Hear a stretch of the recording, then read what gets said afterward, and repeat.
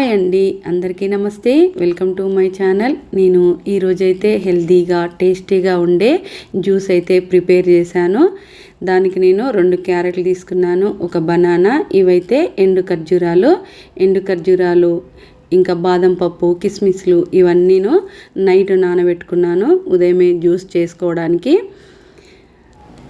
ముందుగా juice jar తీసుకొని ఇందులో నేను క్యారెట్స్ను చిన్న చిన్న ముక్కలుగా కట్ చేసుకొని అలాగే బనానాను కూడా కట్ చేసుకున్నాను.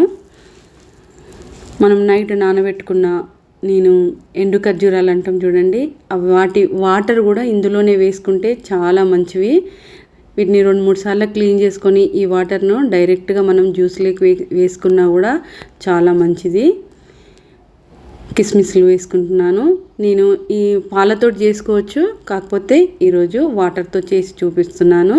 ఇలా మిక్సీ పట్టేసుకొని పేస్ట్ లాగా పట్టుకోవాలి. ఇంకా వడగట్టని అవసరం లేదు. చాలా హెల్దీ జ్యూస్ ఇది. దీంట్లోకి హనీ అలాంటి ఏమి కలపలేదు, ఎందుకంటే మనకు ఆల్రెడీ స్వీట్నెస్ ఉన్న బనానా, ఎండు ఖర్జూరాలు ఇవే స్వీట్ ఎక్కువగా ఉంటాయి కదా. సో అందుకనే ఎలాంటి హనీ ఏమి కలపకుండా డైరెక్ట్గా ఇలానే తాగేయచ్చు. మీకు నచ్చినట్లయితే లైక్ చేయండి, షేర్ చేయండి, కామెంట్ చేయండి. Please subscribe my channel. Thank you for watching.